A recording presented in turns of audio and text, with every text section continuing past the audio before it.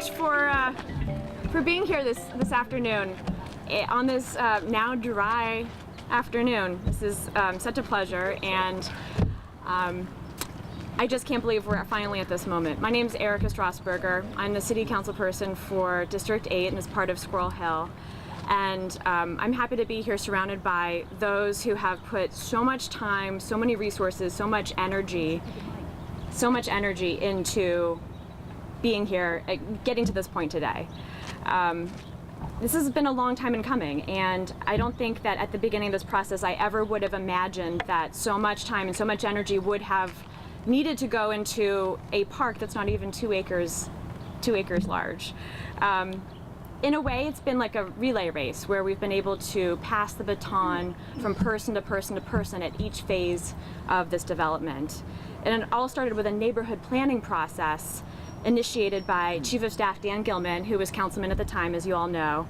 And as his Chief of Staff, I was so proud to be able to work as part of that public process, and along with so many other people who I'll mention in a moment, and help to fundraise and then pass the baton on to those who were able to offer their technical expertise in the design phase and increase the level of funding that we're able to get to the point we are today.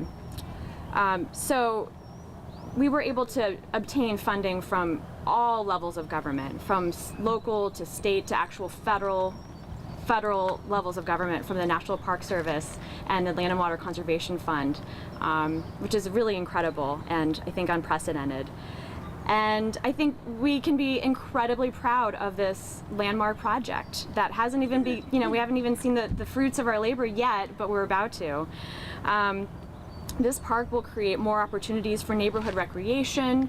It will it will control stormwater, so this is actually a perfect day to be out here. If you want to go run around on the field and see how soggy it really is, it's not going to be like that anymore once we are able to, once we finish this project. It offers a host of play spaces for families and children of all abilities, and so much more. So I'd like to, before I pass the podium off to those who are with us here today, I'd like to offer thank yous. So bear with me, because there are, like I said, a lot of people to thank as part of this process. So Mayor Bill Peduto and Chief of Staff Dan Gilman, State Senator Jay Costa and Representative Dan Frankel, who assisted with the funding sources at the state level. From the Department of Public Works, Director Mike Gable, Andrea Ketzel, Tom Pollen, Chris Horenstein, and Lisa Chaffee. From City Operations, recently retired Chief of Operations Guy Costa and Alicia Carberry. From my staff, Maura Egler and Hirsch Merenstein. From PWSA, Director Bob Weimar, Megan Ziegler, James Stitt, Rory Egan. From PASHIC MTR, John Burkle, Sarah Thompson, and Elaine Kramer. From Ethos Collaborative, Barton Kirk and Damon Weiss. The Squirrel Hill Urban Coalition Board, and especially Executive Director Marian Lien and Board President Richard Fader and immediate past President Ray Baum. From City Parks, Ross Chapman and his team. Artists Allison Zapata, Maureen Cohen from OOA Collaborative, who are going to be doing the works of art here in the park. Department of City Planning's Office of Public Art and Civic Design, Jessica Guerrera and Tony Cavallin. From Carriage House, Natalie Kaplan, the founder of Carriage House, and Sharon Amick, Bob Mickle, and the Carriage House Board. Stan and Lynette Letterman. Douglas Hoppy, who is a descendant of the Wightman family himself and has been at every single public meeting here. Kathy Frankel from the Department of Conservation and Natural Resources. 14th Ward Baseball, Jeff Shook and Greg Allen, and the board of 14th Ward Baseball. Dynamo Soccer, and the Disabilities Rights and Inclusion Advocates, Becky Mingo, Leah Northrup, Maria Paul, and Christina Abernathy, and Jean Clark from Alcosan. So I'm going to turn it over to some others who are here today, but I will be back to discuss exactly the aspects of the park that make it such a special park and such a special project. So without further ado, I'm happy to introduce the Mayor's Chief of Staff, Dan Gilman, who, as I mentioned, really got the ball rolling on this process when he was councilman and has been a critical part of the puzzle to bring us to where we are today. Thank you, Councilwoman. It really is my honor to be here today with 2 hats on, both as the Mayor's Chief of Staff, but the former councilman. When I took office almost 6 years ago now and looked around District 8, you realize while the district is an incredibly vibrant district, we don't have a lot of city resources. For most of the time, there was no police or fire station, though that changed with some redistricting. We don't have a rec center. We don't have a senior center. So when it comes to capital budgets and city priorities, I came in and I said there's really two things I wanted: Wightman Park and more countdown pedestrian signal and pedestrian safety improvements at intersections. And for 4 years, that's what we focused on. And we really targeted this park. This is one of the great neighborhood gems. The East End is blessed with incredible regional parks, but Wightman is one of the great little neighborhood parks that was underutilized and underserved. It had really become primarily a baseball field and a playground for the kids at Carriage House. A playground, I would mention, that had more bees than kids playing on it, but a playground nonetheless. And we looked at this and said, it can be so much more. We knew, and I see residents and neighbors here, that we had flooding in the basements in this entire neighborhood. We knew that we lost days of baseball because of field conditions. We knew that kids weren't playing on the playground because of the bees. And we saw a chance to bring everyone together. And when you go through a community process, it can be messy, but it's the way to do it. And so we went through drawings, we went through reiterations, and with that the price tag went up. But with it came partnership, as the councilwoman said. The state, absolutely incredible support from the C2P2 program with the incredible leadership of the senator and representative behind me. And then the councilwoman took it a step further and went and got county dollars and federal dollars. And now you're going to have exactly what a regional neighborhood park should look like. Public art, green infrastructure, sports facilities, nature, city amenities. It's going to be everything that we now take and put in all 90 neighborhoods. And so I really want to thank the councilwoman and her team who took my vision, put it on steroids to a level I could never envision, and the incredible team, Andrea Ketzel and the entire Public Works team and the GI team at PWSA have really created a gem. And I cannot wait to be here for the ribbon cutting as we open this up and we really create the best neighborhood park in the city of Pittsburgh. Thank you.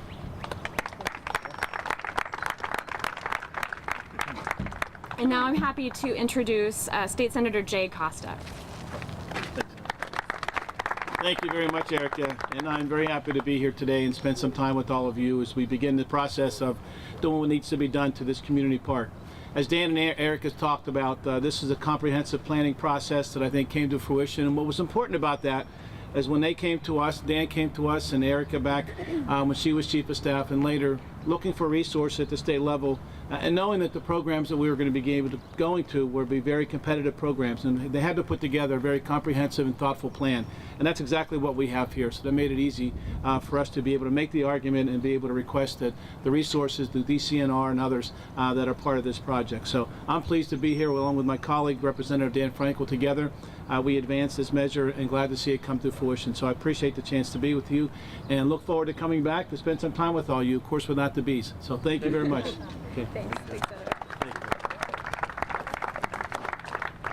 Thank you, Senator. And now I'm happy to introduce Representative Dan Frankel. Thank you, Erika. It's really a pleasure to be here at this great groundbreaking, and I want to really thank Dan Gilman and Erika Strassburger for their leadership, the continuity that they had in terms of the transition, and to prioritize this project. This is a place, I'm sure Jay utilized this growing up because we grew up around the corner. It was a place I came. My late father went to Wightman School and played ball here many years ago. So this is an important part of Squirrel Hill's legacy at an important time for Squirrel Hill. And it's just a pleasure to be able to collaborate with people who know what they're doing and have come up with such a great plan. All the folks who've put together the funding to make this come to fruition. What a gorgeous project! What a great transformative idea for this place, for our neighborhood. That will be utilized for many generations of the young children we see here today. And Erika gave us a new addition who will be playing here very shortly. So congratulations to all who were involved here. Glad to be a part of helping find the resources to make it happen.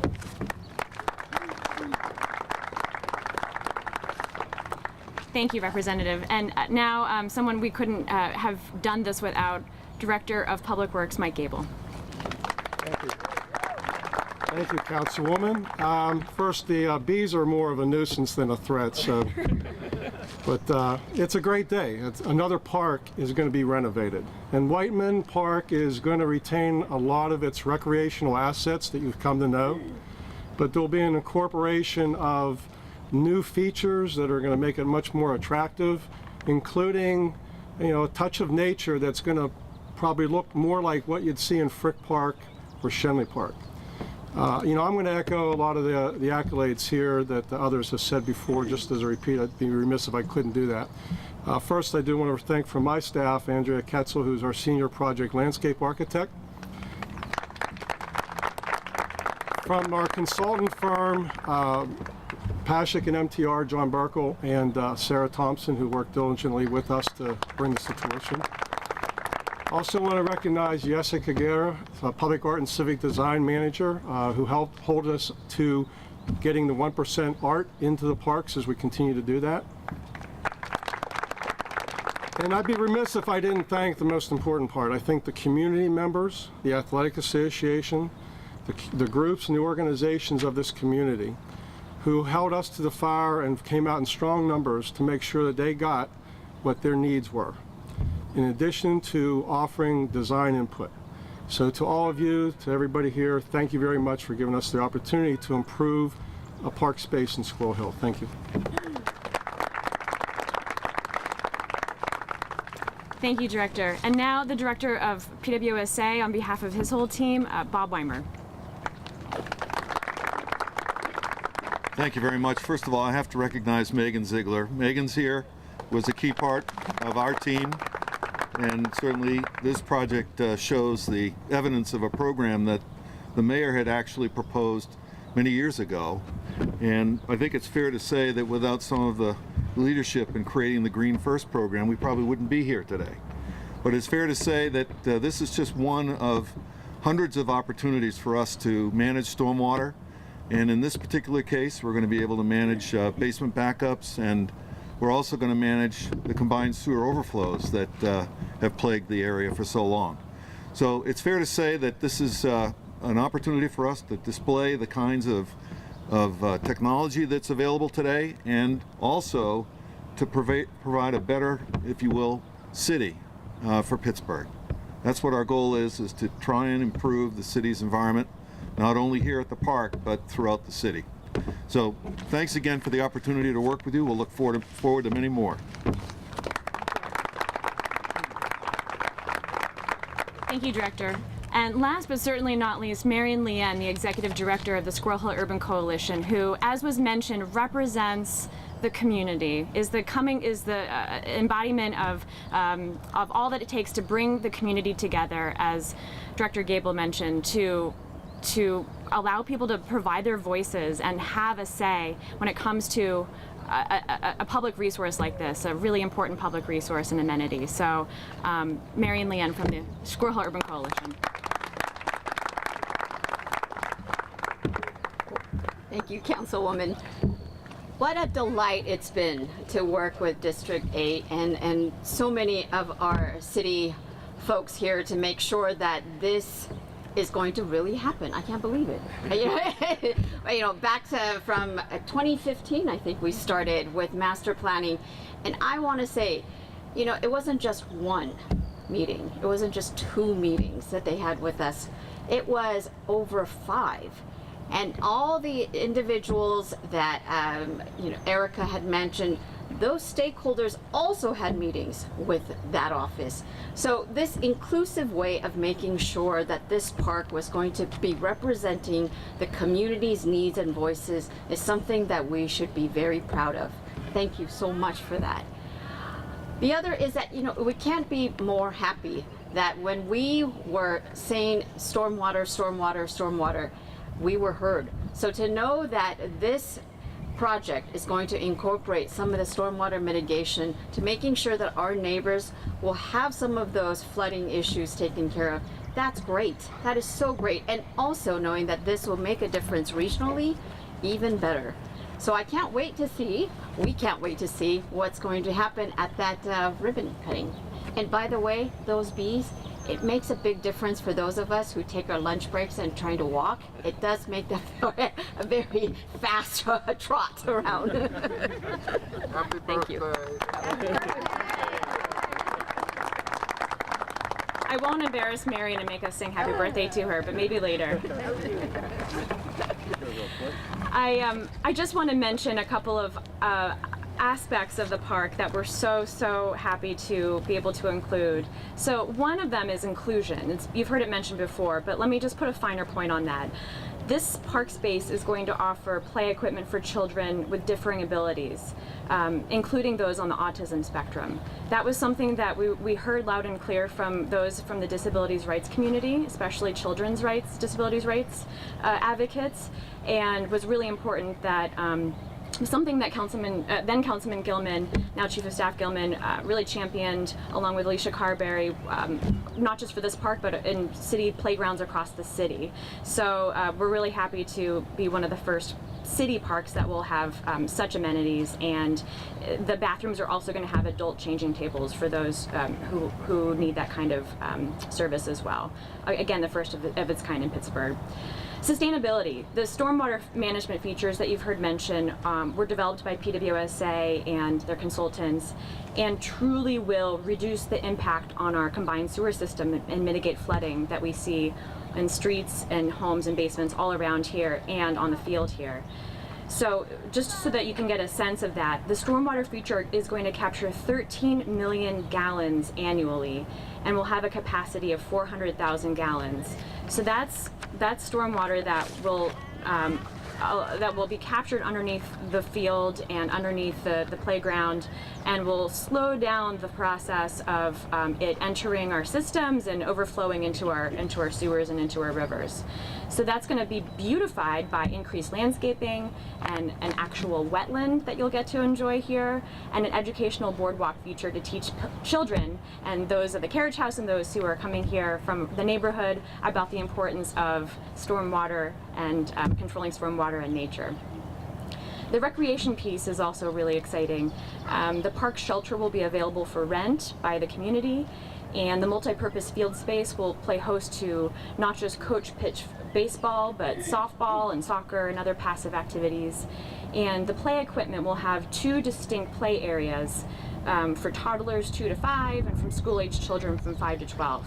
So that was something we heard loud and clear that people wanted and that we're offering to the community.